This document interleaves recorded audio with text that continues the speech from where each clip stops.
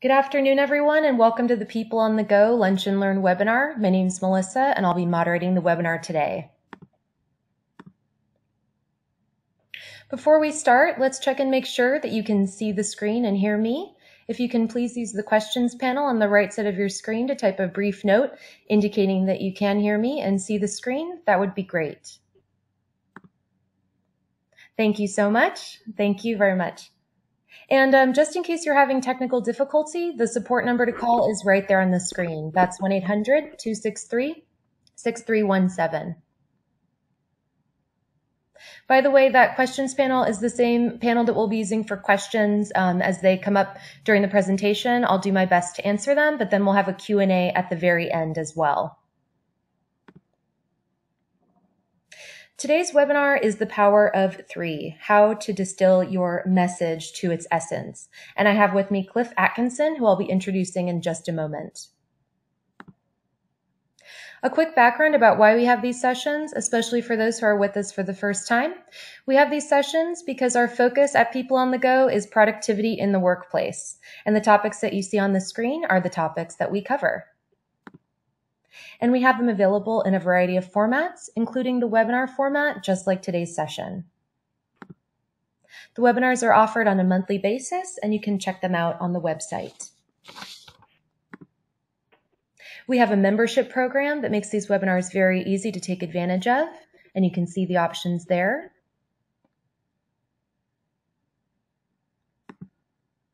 And we also have many resources available like the blog, Facebook, LinkedIn groups, and you can also follow our founder, Pierre Kwand, on Twitter. So now let's dive into today's topic. I'm going to introduce our speaker, Cliff Atkinson. Cliff Atkinson is an acclaimed writer, popular keynote speaker, and an independent consultant to leading attorneys and Fortune 500 companies. He designed the presentations that helped persuade a jury to award a $253 million verdict to the plaintiff in the nation's first Vioxx trial, which Fortune magazine called frighteningly powerful. Cliff's best-selling book, Beyond Bullet Points, published by Microsoft Press, was named a Best Book of 2007 by editors of Amazon.com and has been published in 3 editions and translated into 3 languages, including Chinese, Korean, and Russian. The book expands on a communication approach that Cliff has taught internationally at top law firms, government agencies, business schools, and corporations, including Sony, Toyota, Del Monte, Nestle, Nokia, Deloitte, Facebook, Amgen, Intel, Microsoft, GE, the American Bar Association, the United Nations International Criminal Tribunal, and more. Cliff's work has also been featured in the New York Times, Los Angeles Times, Wall Street Journal, and Fox News. And so now I'm going to turn it over to Cliff, and this transition will take just a moment.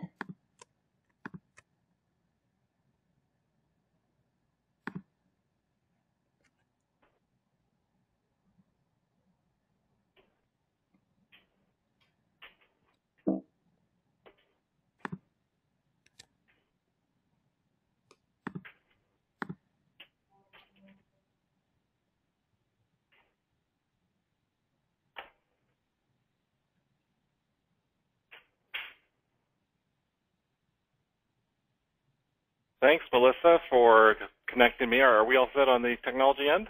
Yes, that looks great. Thank you, Cliff. All right, thank you so much, and thanks everyone for taking some time during your lunch hour to do a little lunch and learn today. Thanks, Melissa, for hosting, and Pierre for inviting me to join you guys. I'm here because to talk really about the power of 3 and how it is that we can start to distill information, really important information, down to what's most important. And really the context for what we're looking at is information overload. So you might have seen this PowerPoint slide, which actually was featured on the front page of the New York Times not that long ago, which is a slide that was basically communicating our strategy in Afghanistan at the time. And of course, there's a diagram which was, but one thing that we do know is that it's not easy just by looking at a diagram like this to figure out, well, what's most important here, let alone what are the 3 most important things here. So the same sort of things happen when we start working in tools like PowerPoint. It's not exclusive to PowerPoint, obviously, because we're just looking at that diagram, but if you look at any typical PowerPoint presentation and slide sorter view, and these would be presentations that are normally dealing with data-intensive topics. We've got a lot of number crunching we've done a lot of analysis. We're not necessarily talking about keynote presentations, but really the day-to-day meat and potatoes sort of presentations that we deliver. They tend to look like this, where it's very text-heavy, very data-intensive, and as we look at it from this perspective, it's really unclear what are the three most important points that we'd like to make in this presentation. So we're going to be exploring that today, and the angle I'm going to come at is having to do, really the background for this is Melissa mentioned the book I'd written called Beyond Bullet Points. And basically what that does is introduce in the first part of the book an outlining tool. And the first part of it is about really defining your story structure. What's the situation that your audience faces, and where do they want to be by the end of the presentation. And the next part is really the critical thinking engine that's below the hood of this approach. And what it does is through the introduction of constraint, it really guides you through a process of distilling down all of your information to the most important information. And then once that's in place, then that becomes the foundation for the entire structure of the presentation. If there are three things you want your audience to remember, then we build the presentation around those three ideas, whatever those are in your particular topic. So once we've got that sorted out in this outlining tool, then those 3 points become 3 very prominent slides, so that when you look at the PowerPoint presentation when you're done, you can look at it like this and say, my most important points are here, here, and here. And there's no doubt about where those are. So we're not talking really about throwing out the core information we want to get across, but really finding ways to distill it down, to look at 100 things and find what are the 3 most important things. So we're going to focus on that today in our 20 minutes together, and look really at the core idea of how we can start to unlock the power of 3 in our own ideas, in our work, and even in our lives. So really a great place to start is really with the number 3 itself. Why is it that this number is so special? Why is it so powerful? Why is it part of our culture and our language? So if we take a quick tour, we can see really how long the number 3 has been with us and where it sits in our culture. Here we can see some Egyptian hieroglyphs and see a number of 3s that are in here. So thousands of years ago, we're already starting to count and cluster things into groups of 3s. In religions, ancient religions all over the world, for example, in Hinduism, you've got 3 elements. So here we've got in Hinduism the Brahma, the Vishnu, and the Shiva. Or we could look at the Abrahamic religions and look at the 3 patriarchs, Abraham, Isaac, and Jacob, 3. Or we can head over to the Far East and look at the 3 jewels in Buddhism, including the Buddha, the teaching, and the community. In Christianity, of course, there's the Father, the Son, and the Holy Ghost. So embedded in our most ancient belief systems, whatever they are, you'll find 3. Something very powerful is happening. Here, as we start to look even into science, we can see in Euclid's Elements, he's got a diagram here of a 3-sided figure called a triangle, an equilateral triangle. Very powerful concept. In what we see, we've got primary colors. There's 3 primary colors on a screen, RGB, and then also in printing, we've got cyan, magenta, and yellow. Story structure itself, 3 acts, a beginning, middle, and end. It just feels natural. But as we really take this really quick tour of history and culture through thousands of years, it's actually kind of interesting and maybe even a little bit surprising that 3 is just not an arbitrary number. It's actually something that's embedded in our language, in our psyche, even in government. So in the U.S., we've got here in the Declaration of Independence, pursuit of life, liberty, pursuit of happiness. And the American governmental system itself is composed of the three branches, the executive, the legislative, and the judicial, that are working in particular ways. So let's take even look at sports. So in sports, we've got in baseball the 3 bases, 3 strikes, and 3 outs. So there's no question that 3 is everywhere, even in pop culture. And Britney Spears' recent song, a couple of years ago, was called 3, to a catchy tune. Looking at the brain itself, inside our own body, we've got the brain stem, the cerebellum, and the cerebrum. And if you're familiar with the Beyond Bullet Points concept, we talk a lot about the 3 types of memory: sensory memory, our ability of eyes and ears to scan the room; long-term memory, where we want to remember stuff, obviously; and then working memory. And then how constrained working memory is, that we can actually only hold 2 to 3 chunks of information in our working memory at any one time, in our attention. So we're always facing this problem of tons of information we'd love to communicate, and we'd like to get that to our audience on the other side and have them remember it. But every step of the way, we're constrained by maybe about 3 chunks of information that we can pay attention to at any one time. So there's no doubt that it's powerful, it's ingrained in culture, ingrained in our brain, and the way our memory works. And at the same time that that's all true, if we look at the original diagram we were talking about and look at a lot of these PowerPoint presentations, we can look at those and say there is some built-in resistance that comes up when it comes to 3. The reasons why it is that we don't use 3. Why is it that every PowerPoint presentation today does not have 3 main points that are easy to see? Or that diagram we looked at, why can't you look at it and easily just glance and see the 3 most important things?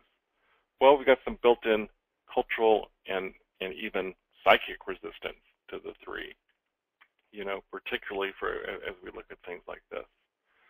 One of the big things is just that 3 sounds too simple today. We hear a lot about the information overload, that there's more information available today than ever before in history, and that's just increasing so fast every single day. And the idea of 3 almost sounds like it's going back in time. We're going back to the Egyptian era. We're going back hundreds, thousands of years, where it almost sounds like we're regressing, that 3 is just too simple and that's old. Really today, the modern thing is to have a lot of stuff. So some of the, especially when it comes to presentations or anything, a lot of things that we might be thinking ourselves is just that my information is just more complicated than that. It's more complicated than 3. Or something related, all of my information is equally important. So that's another big one. And another thing we might say is just, I need to show all that I know. I need to show you the volume of stuff that I did so that I have credibility. So these are some of the underlying reasons that we may have this resistance to 3. Another resistance is simply that 3 is just not what we do. It's not something that's built into our presentation methodologies. It's not something that's built into that strategy diagram we looked at. Our defaults tend to be much more complex. Some primary way really of coming up with how much of arranging information would be a list, like a bullet list on a PowerPoint slide, where basically the question is, what does this category contain? Let's say strategy, and then we list out 50 things underneath that strategy. So that's a typical default way, is that we simply list as much as we can come up with. And in that approach, we simply don't give ourselves any constraints. We can come up, let's say those slides we looked at, there are probably a couple hundred bullet points. And in PowerPoint itself, we just create more and more slides, more and more information. So there's no counterforce to the expansion of so much information. There's There's nothing that's countering that and pulling that back into simplicity. And the way that we do things, we don't normally connect all those dots. Those 100 bullet points we looked at in those slides, those are not connected. The next level of cognitive capacity is now to start connecting those. So these are all good reasons, good resistances. And a third and really important one is just it's simply not easy, especially as busy as we all tend to be. It's not easy to distill things down to 3. And again, we go back to some of these core ideas that it takes mental capacity and it takes time. It's hard work to be able to do that. It forces us to think differently than what we're used to. So we've got those conventional wisdom, and we've got our way of thinking, and we've been doing this way for a long time, and nobody really asks us to do anything differently. So this is what we do. So to do something different, to start to distill, would force us to now engage different parts of our brain that we're not used to using. And then also finding 3 really makes you look at things from the audience's perspective. And this is important because if we look again at those slides that we saw at the beginning, that's really saying what we know. This is what I know. And we haven't really gone the next step yet to look at the audience's perspective and from their point of view to ask the question, out of all these things that I know, what's important for them to know? So all of these create, all of these reasons, all these habits, all these defaults really create some big obstacles and resistance to 3, in spite of how powerful it is. And, the power really traces back to the mind that we were looking at, in terms of working memory, only having the capacity to be able to pay attention to 3 things at any one time. So if we're just filling up screens or filling up pieces of paper with massive amounts of information, we're not guiding attention. We're simply quickly, cognitively overwhelming the audience with too much information. So now let's start looking at some practical things, though. So with that problem, that we have in mind, we've got all this information. We're connecting with the power of 3 and how it's ingrained in our thinking. It's part of even our working memory, our capacity of working memory, and we know we have resistance to it. Our next step is how do we overcome that resistance? How can we take any body of information and start to extract this power of 3 to make what we want to communicate more accessible? So taking any body of information that we have, let's look at a couple of techniques. Let's say that we're actually the ones who came up with this diagram, which contains a lot of really valuable and important information. And we want to distill this down to the 3 most important things that we want to communicate to our specific audience. So how can we start to do that? Well, the first thing I'd recommend is to first focus on finding the right 3 things. So, we can look at that. There's probably, I don't know how many, maybe 100 pieces of information here. How do we know which out of these 3 are the most important? So our first focus is going to be on finding the right 3. What are the most important right things that we want to communicate to our audience?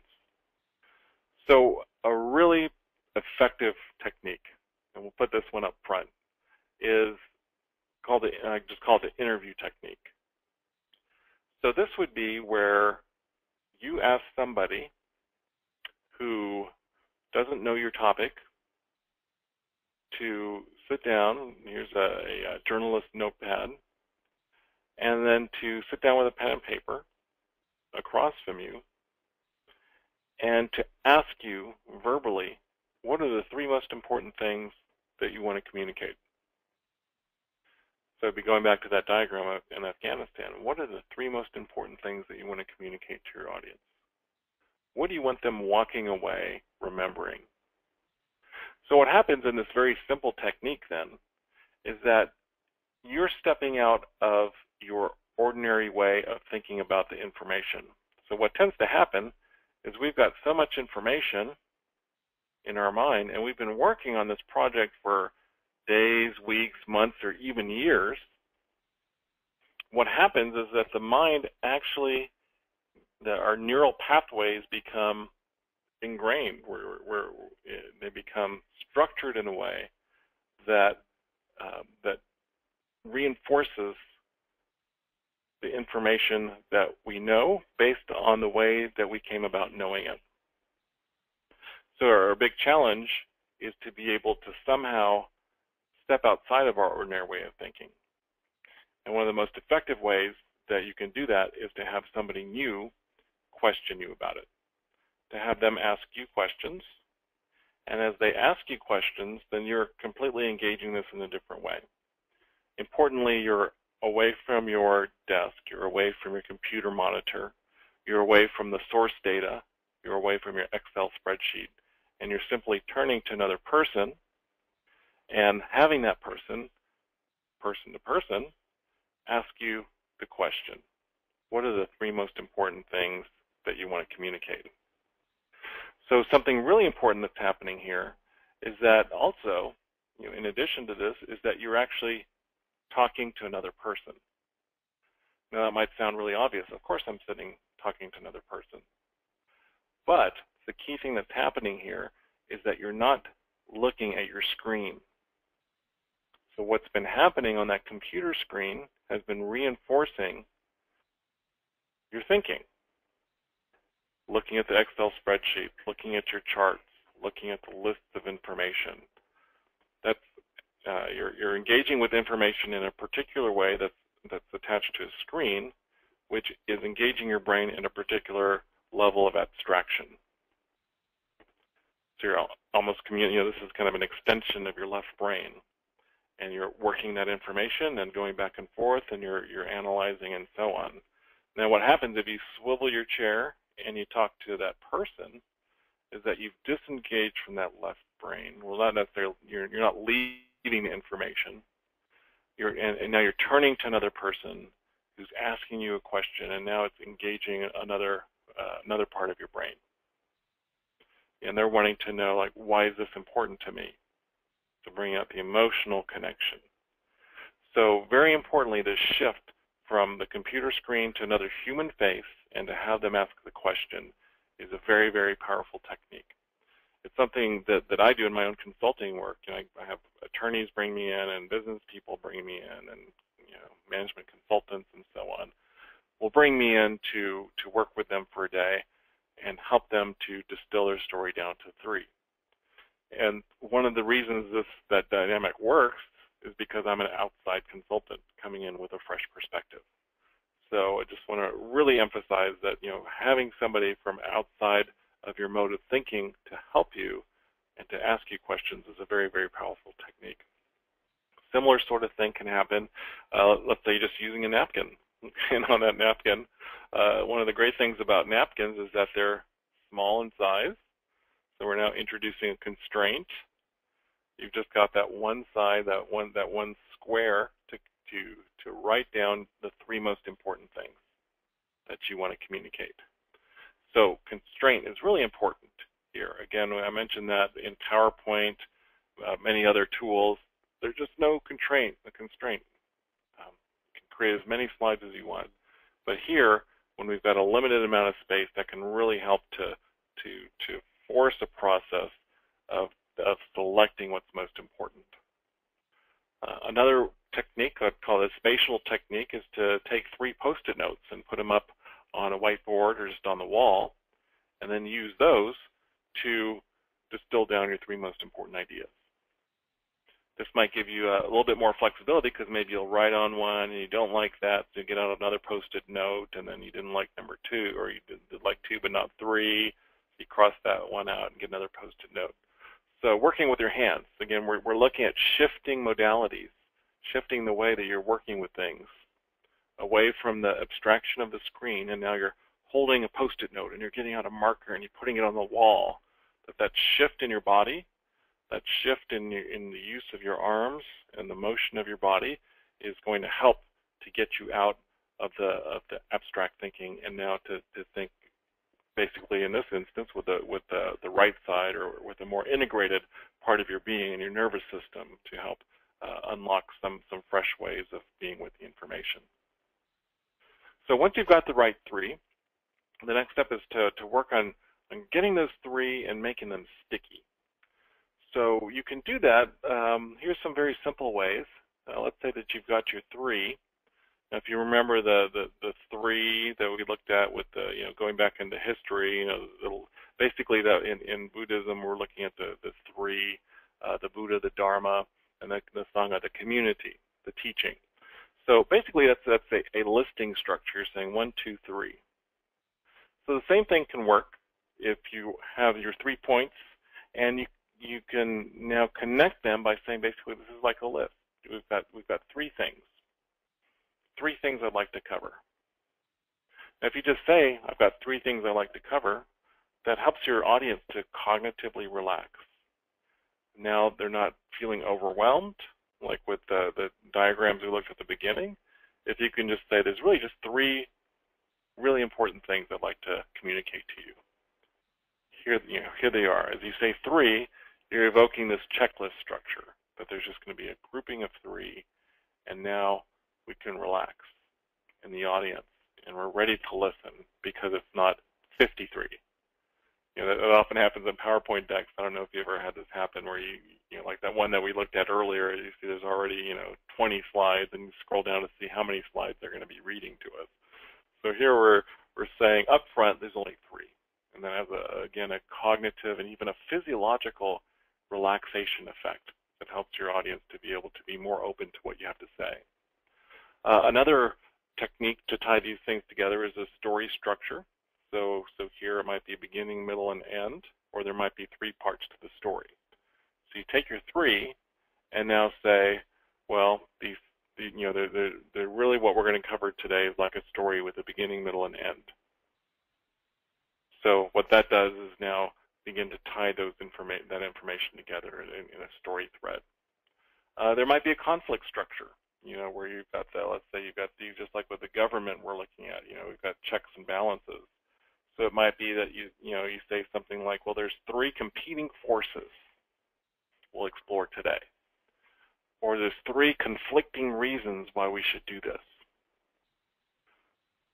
So that evokes some sort of structure of 3 for your information that makes that information more accessible and interesting to your audience. You could take the sports analogy and these 3 bases and say basically that really there's 3 things that need to happen in sequence for us to achieve what we're aiming to. First, we need to get a great team. Secondly, we need to get financing. And thirdly, we need to actually go out and apply our strategy to make this happen. And then we'll make a home run. So this process structure, so you see how that's different from the listing structure where there's just 3 things. Now we've got 3 things happening in a process. So this might apply to diagrams if you present information that way. And then there's the linear or time structure, where something is going to happen that's related to the last one. But in terms of structuring your information in a way that something happens in a particular time sequence. So this happens a lot work a lot with attorneys when they're presenting their opening statement. And we normally go back in time and say that, this happened at this point, and then this led to this, and then this occurred.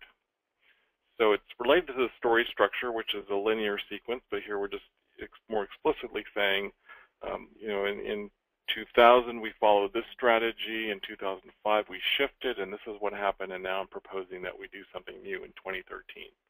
So just anchoring your information in some sort of linear time sequence if that applies.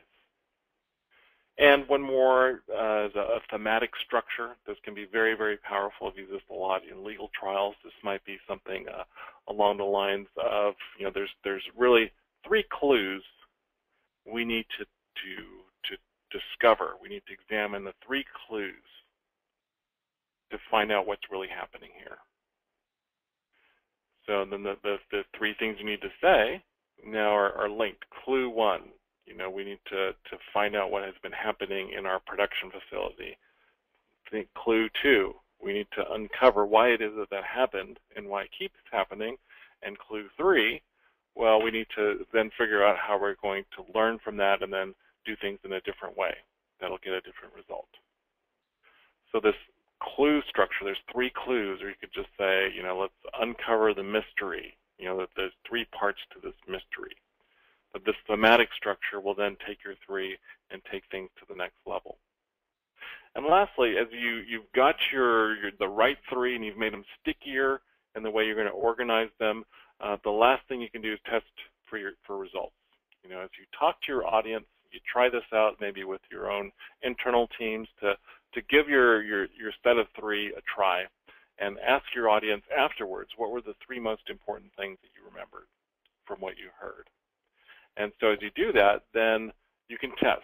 This is really the metric, the measure for whether or not your 3 worked and whether or not your additional thematic elements worked, is on a practical sense, after their presentation, what did your audience remember, and have them report back. So if they report back, yeah, I remember these 3 clues, and it's about the production line and what we did and so on, then you know that you've done a great job. If they come back with 3 completely different things, write down what those were, and then go back to what you originally came up with and see how you might map something that will get the result closer to what you're looking for. So that could be just that's a really powerful technique, just to go back and close the loop and make sure that the 3 worked. So we started out today looking at where we stand in terms of information overload and a lot of the presentation of information, which is so overwhelming, it's really difficult to see what the story is. And we looked at really the power of 3 and why it's so powerful, how it's ingrained into our culture, into our very brain and the way our mind works, that we often have resistance to 3, but we can unlock its power as we start to use some creative right brain, different techniques that can pull us out of our linear mindset, our connection to the screen, and now start relating this really important information we need to communicate to our audience. So that is the power of 3, and how we can start distilling and unlocking the power in our own presentation. So Melissa, I know that we're out of time today, but I believe we do have a little bit of time for a couple of questions, if you have some in the queue. Yes, we do. Thank you so much, Cliff. What we're going to do now is we're going to switch back to me just for a moment, and then we are going to take questions in just a few minutes. Thank you again so much. That was a wonderful presentation. Absolutely.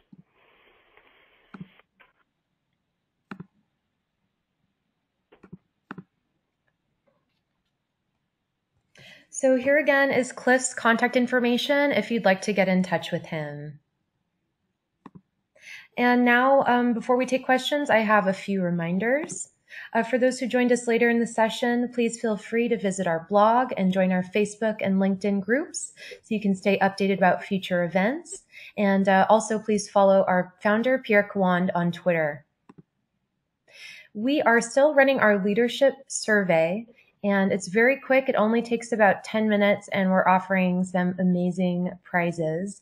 One is a seat in our upcoming leadership program, which is a huge value. We're also offering free membership for a year, free workshop membership, a Kindle Fire, and some great books.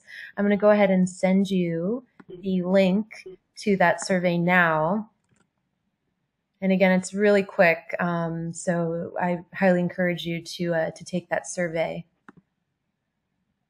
There's that right there. And then we're also running some specials. They're only $19.95 each. The first that's coming up really soon, next week, in fact, Microsoft Office 365 2013 crash course. If you have made the update and want to know what's new in Microsoft Office. We also have 3 wellness webinars, only for $19.95. That's really great. The Eat Well to Accomplish More, Move More to Accomplish More, and Stress Management. And those are coming up this summer. And you can find those on our website. And so now you're on the air. If you could please submit your questions in the questions panel, I'm going to go ahead and relay those to Cliff. Cliff, while folks are coming up with their questions, I have one for you. In terms of, I see a lot of presentations that rely heavily on statistics and charts and graphs.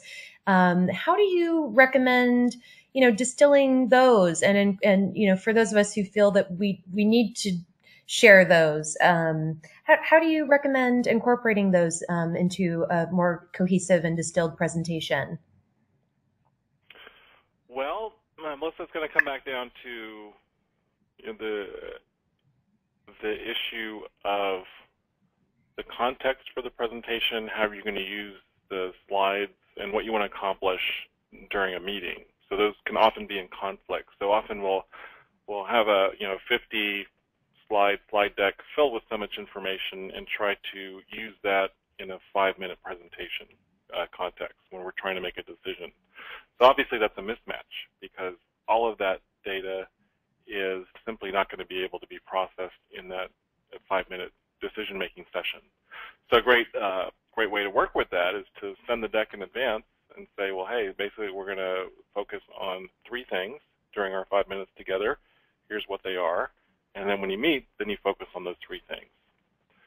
So it's really about focusing on what it is that we want to accomplish. Normally, in most contexts, it's about making a decision, being able to do something with that volume of information. So we've really got to distill that beforehand to make the actual in-person meetings go a lot more efficiently. Great, thank you. Can you give an example of a presentation that posed a challenge, and that you helped to take from overwhelming and down to the 3 main points as you chatted about? Well, sure. So that happens a lot. So I was working recently with a presentation, let's see, in the pharmaceutical industry, and it was basically a pitch to try to get new business from one company was pitching to another company. And as we looked at the entire presentation, it was like similar to the one where I showed, where it was basically 50 slides filled with dense information. And what we came to is basically that we would take that volume of information and have that available, but basically this was people-to-people meeting together to make a decision to either hire that company or not hire that company. So we really focused on how it is that we can use the screen to help that process to happen, to be persuasive. So we really boiled it down to 3 benefits that that company would provide to another. Mm-hmm. And by distilling it down to the benefits and just getting that, basically we're going to help you to zoom in on what's most important. We're going to help you figure out where you can cut smartly.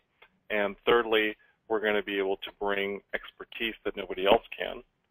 By really distilling it down like that, they were able to simplify and increase their persuasiveness by really distilling it down to the 3 most important things. That's great. Thank you.